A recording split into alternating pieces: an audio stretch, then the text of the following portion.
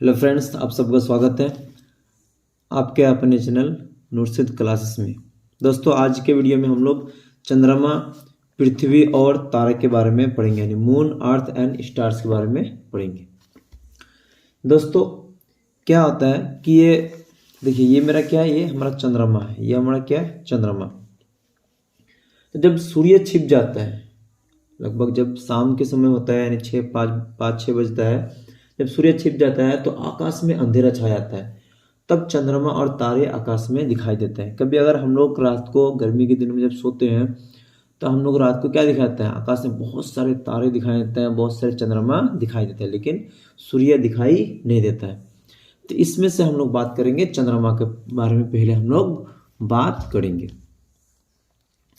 देखो, चंद्रमा क्या, चंद्रमा जो है ना एक खगोलीय पिंड है, एक खगोलीय पिंड है। चंद्रमा पृथ्वी का एक प्राकृतिक उपग्रह है, यानी ये क्या है, ये ग्रह नहीं है। चंद्रमा जो है कि ना हमारा क्या है, ये कोई ग्रह वरह नहीं है, ये पृथ्वी का एक मात्र क्या उपग्रह है। और कौन सा, ये प्राकृतिक नेचुरल सैटेलाइट है, समझे, ये प्राकृतिक उपग्रह है। चंद्रमा पर क्या, जल नहीं है, वायु भी नहीं है। जब दोनों नहीं है, जल वायु नहीं है, इसलिए पृथ्वी पर कोई भी जीवन संभव नहीं है। मतलब वहाँ आदमी हो गया, कोई जानवर हो गया, कोई भेड़ बकरी हो गया, कोई भी वहाँ कोई पेड़ पौधा हो गया, वहाँ जीवित नहीं रह सकता। क्यों? क्योंकि वहाँ जल नहीं है और वायु नहीं है। दूसरी बात क्या है कि चंद्रमा जो है ना हमारा, ये जो मून है, इसका कोई अपना लाइट नहीं होता, कोई प्रकाश नहीं होता है कि नहीं। फिर ये चमकता कैसे है, रात को कैसे चमकता है, पूरा व्हाइट सफेद दिखाई देता है।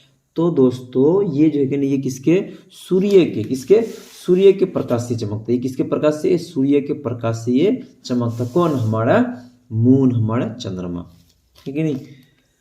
दूसरी बात ये क्या है, ये चंद्रमा जो है ना, चंद्रमा देखो, ये चंद्रमा जो है, ये हमारा ये चंद्रमा है, ये क्या करता है, ये आपको पहले ही बोल दे कि ये पृथ्वी का एक प्राकृतिक उपग्रह है।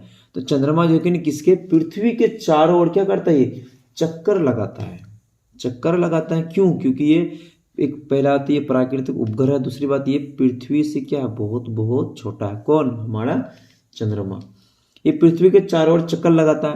अब सर कितना दिनों में चक्कर लगा लेता है ये, तो बोलोगे कि लगभग 1 महीने में क्या करता है, ये पृथ्वी का पूरा चक्कर लगा लेता है। कौन, हमारा चंद्रमा।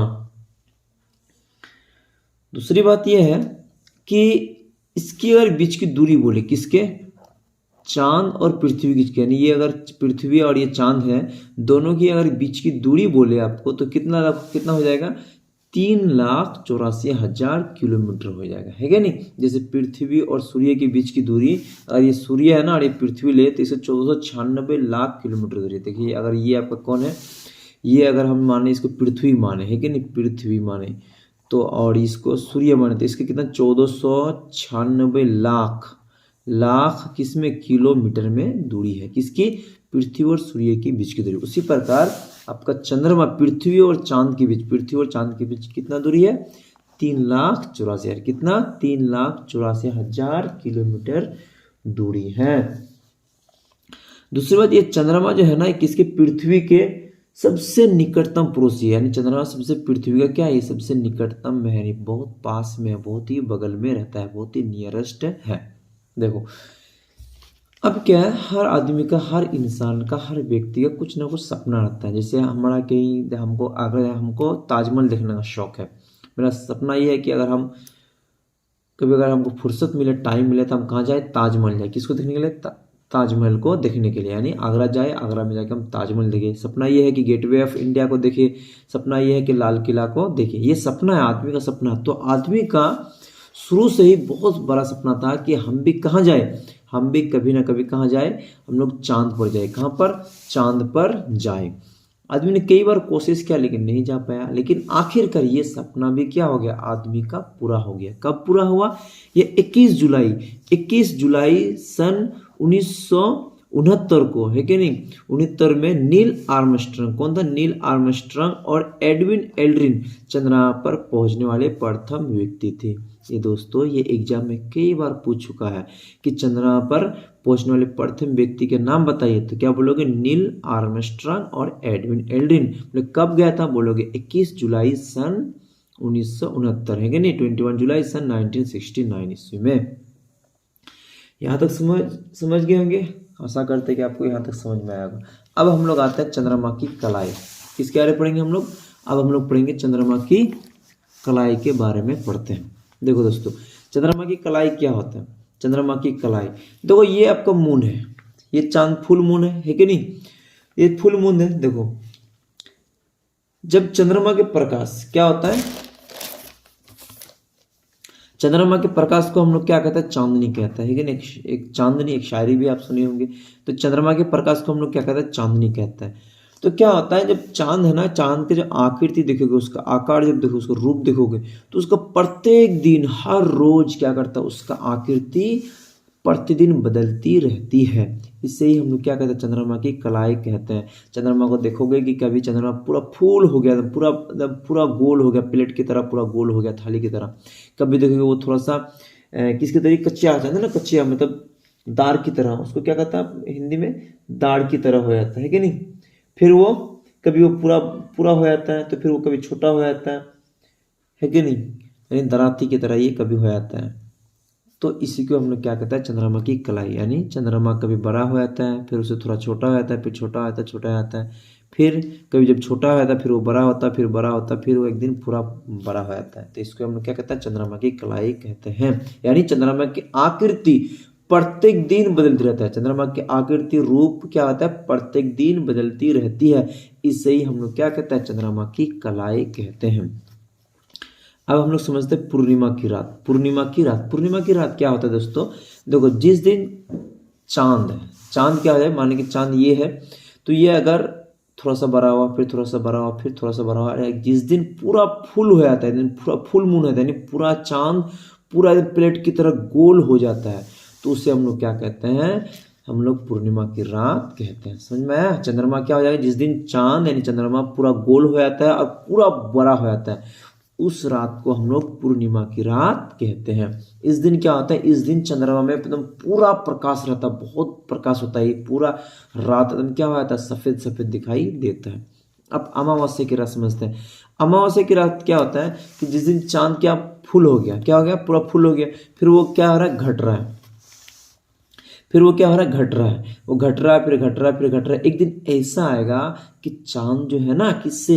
आसमान से तो विलुप्त हो जाएगा, यानी पूरा दिखाई नहीं देगा, पूरा अंधेरा अंधेरा हो जाएगा आकाश में।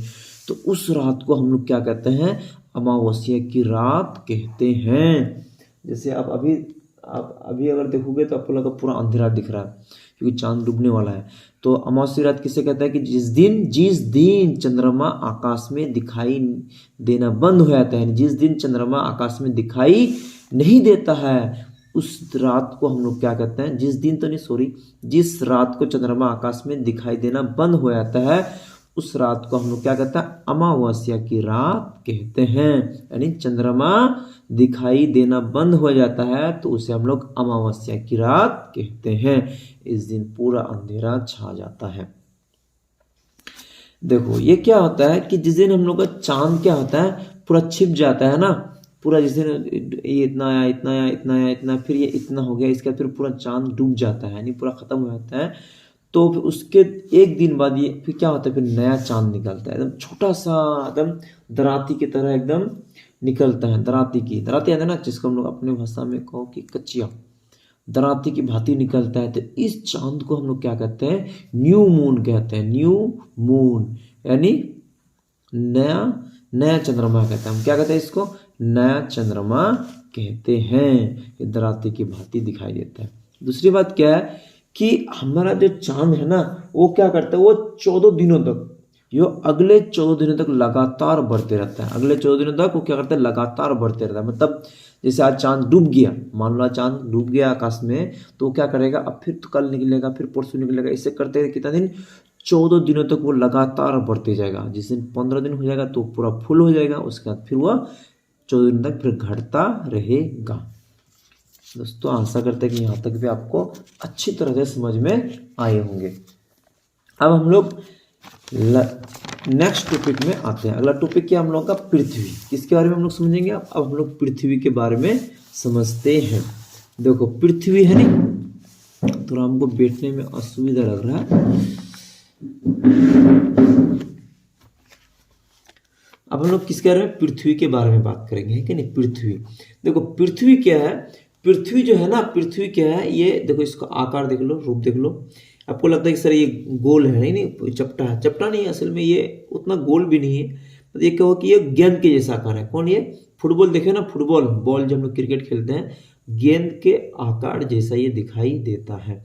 तो खैर पृथ्वी हम लोग क्या है, पृथ्वी हम लोग को पता है आपको कि 8 ग्रह है। कितना ग्रह है, 8 ग्रह। तो पृथ्वी जो है 8 ग्रह में से एक ग्रह है। समझ रहे हैं आप यहाँ तक कि पृथ्वी क्या है, हम लोग का 8 ग्रह है, 8 ग्रह में से एक ग्रह है। देखो पृथ्वी 8 ग्रह जितना भी आपको पता है, क्या कौन कौन ग्रह है हम लोग का बृहस्पति है। कौन, बृहस्पति है, बृहस्पति है, शनि है, अरुण है, वरुण है, उसके बाद बुध है, उसके बाद मंगल है, उसके बाद शनि है कि नहीं, पृथ्वी है कि नहीं। तो बृहस्पति, शनि, अरुण, वरुण, बुध, मंगल, शनि, पृथ्वी, हम लोग का ये 8 ग्रह है। तो 8 ग्रह में से केवल हमारा पृथ्वी एकमात्र ऐसा ग्रह है जिस पर क्या संभव है, लाइफ संभव, जिंदगी संभव है। पृथ्वी एक ऐसा मात्र ग्रह है जहां पर जीवन संभव है। अब लोग सर क्यों ऐसा है, इसलिए क्योंकि पृथ्वी पर क्या पाया जाता है, हमारा जल और वायु दोनों ही पाया जाता है। और जल और वायु जो है कि नहीं, ये दोनों ही जीवन के लिए, दोनों ही जीवों के लिए, कोई भी जानवर के लिए जरूरी है। चाहे इंसान हो या कोई भेड़ बकरी या कोई गाय हो या भैंस हो, कोई भी जानवर हो, दोनों को ही चाहिए। क्या चाहिए, जल चाहिए और वायु चाहिए। अगर हम हैं तो हमें जिंदा रहने के लिए कम से कम दोनों चीज चाहिए। कपड़ा तो बाद में आता है, घर तो बाद में आता है, लेकिन जिंदा रहने के लिए जल और वायु चाहिए। इसलिए जल और वायु कहाँ पर है, पृथ्वी पर पाया जाता है। इसलिए यहाँ जीवन संभव है, इसलिए यहाँ व्यक्ति भी रहता है, इंसान भी रहता है, आदमी भी रहता है और जानवर भी रहते हैं। और यही चीज जल और वायु कहाँ नहीं पाया जाता है, आपको हम बताए कहाँ पर, चंद्रमा पर यानी चांद पर ये सब पाया नहीं जाता है। इसलिए वहां जीवन, जिंदगी संभव नहीं है। समझ गए, यहां तक समझ में आया होगा अच्छी तरह से, याद रहेगा। ये कैसा, इसका आकार कैसा है, ये एक बड़ी गेंद की तरह है, यानी ये गेंद की तरह दिखाई देता है। कौन, हमारा पृथ्वी। अब हम लोग नेक्स्ट टॉपिक में आते हैं, यानी लास्ट टॉपिक में हम लोग आते हैं। लास्ट टॉपिक क्या हम लोग का, तारे। क्या है हम लोग का लास्ट टॉपिक, तारे, जिसको हम लोग इंग्लिश में स्टार्स कहते हैं। ये आपको दिखाई रहे तारे है कि नहीं। तारे क्या होता है, तारे जो कि रात को आकाश में टिमटिमाते हैं, अनेक तारे दिखाई देते हैं। ये कब दिखाई देता है, ये रात में दिखाई देता है। कब दिखाई देता है, रात में। और हम लोग जब हम लोग अपने छत से, अपने घर से, अपना आंगन से इसको देखते हैं तो तारे क्या, तो बहुत छोटे छोटे, एकदम बहुत छोटे छोटे दिखाई देते हैं। परंतु इनका आकार वास्तव में क्या होता है, बहुत बहुत बड़ा होता है कि नहीं। क्यों बड़ा होता है कि नहीं। और कुछ तारे ऐसे हैं कि ये सूर्य से भी, सूर्य जो हमारा सूर्य क्या एक तारा है, सूर्य से भी कई हजार गुना बड़े हैं। लेकिन हम लोग को सूर्य ही बड़ा दिखाई देता है और तारे ही छोटे दिखाई देता है। लेकिन वास्तव में ऐसा नहीं है कि बहुत सारे तारे ऐसे हैं जो सूर्य से भी बड़ा है। हाँ, बात यह है कि अब सर ये छोटा क्यों दिखाया जाता है, छोटा इसलिए दिखाया जाता है क्योंकि तारे जो है ना हमारी पृथ्वी से बहुत बहुत क्या है, बहुत बहुत दूर दूर है। इसलिए तारे छोटे दिखाई देते, क्योंकि जो चीज बहुत बहुत दूर होते हैं वो चीज हमको छोटी दिखाई देती है। और हमारा सन जो है, हमारा सन जो सूर्य जो है ना, सूर्य बाबा जो हमारा है, वो सूर्य बाबा जो है हमारे पृथ्वी से क्या है, ये नजदीक है। हमारे पृथ्वी से क्या है, ये नजदीक है, बगल में पड़ता है। इसलिए क्या है, हमको सूर्य बड़ा दिखाई देता है। लेकिन वास्तव में ऐसा बात नहीं है, वास्तव में तारे भी बहुत बहुत बड़े होते हैं। अगर हम तारे पर रॉकेट से भी अगर पहुंचना चाहें, आप जानते हैं रॉकेट सबसे तेज चलता है, ट्रेन से भी, हवाई जहाज से सबसे तेज चलता है। रॉकेट से भी अगर हम इस पर पहुंचना चाहें तो रॉकेट से पहुंचने के लिए हजारों हजारों साल लग जाएंगे। कहां पर पहुंचने के लिए, चांद पर पहुंचने के लिए। देखो इससे पहले आपको हम बताए कि पृथ्वी के पास और किसके, देखो पृथ्वी है ना, ये पृथ्वी है ना, पृथ्वी के पास हो गया और क्या हो गया, चंद्रमा के पास हो गया। इन दोनों के पास अपना कोई प्रकाश नहीं होता है कि नहीं, अपना कोई लाइट नहीं होता है। लेकिन जितने भी आपका तारे दिखते होंगे, जितने भी आपके तारे हैं ना, सभी तारों के पास अपना क्या होता है, अपना प्रकाश होता है, अपना लाइट होता है, अपना लाइट होता है, इसलिए रात को भी चमकते हैं और दिन को भी चमकते हैं। ऐसा बात नहीं है कि ये दिन को नहीं चमकते, दिन को भी चमकते हैं, लेकिन हमारा सूर्य बाबा जो है, सूर्य बाबा हमारे पृथ्वी से क्या है, बहुत बहुत नजदीक है, निकट है, इसलिए दिन में ये हमारे तारे दिखाई नहीं देते हैं। किसके कारण? सूर्य के प्रकाश के कारण। ठीक है, सूर्य के प्रकाश के कारण रात को, ये दिन को तारे चमकते हुए नहीं दिखाई पड़ते हैं। ठीक है, लेकिन ये दिन को हो रात को हमेशा चमकते रहता। कौन? स्टार्स, तारे। अब हम लोग बात करते हैं, समझिए कि सूर्य पृथ्वी का क्या सबसे निकटतम तारा है, इसलिए तारे ये ज्यादा चमकता है, इसलिए ज्यादा इसका रोशनी। तारे दिन में भी चमकते हैं, आपको समझा दिया हम। आगे चलो, आगे हम लोग बढ़ते हैं। क्या बढ़ते हैं कि अक्सर सवाल ये उठता है कि सर ये सूर्य और किसकी, जो सूर्य का प्रकाश है कि नहीं, सूर्य का प्रकाश को पृथ्वी तक पहुंचने में कितना मिनट या कितना घंटा समय लगता है? तो आपका उत्तर ये है कि सूर्य का प्रकाश तो लगभग 8.15 मिनट या 8 मिनट 20 सेकंड में पृथ्वी पर पहुंच जाता है। मतलब अगर सूर्य का प्रकाश यहाँ से निकलेगा तो वो लगभग 8 मिनट 20 सेकंड में कहाँ, हमारी पृथ्वी में पहुंच जाएगा। याद रहेगा कितना? सूर्य का प्रकाश को पृथ्वी तक पहुंचने में 8 मिनट 20 सेकंड का समय लगता है।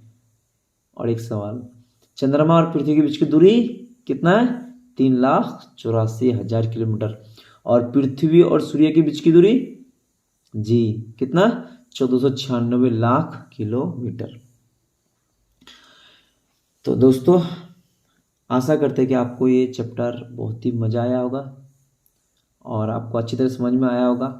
अगर आपको समझ में आए होंगे ये चैप्टर तो आप इसे लाइक कीजिएगा, शेयर कीजिएगा और चैनल को सब्सक्राइब जरूर कीजिएगा। फिर मिलते हैं अगले वीडियो में, तब तक के लिए जय हिंद, जय भारत।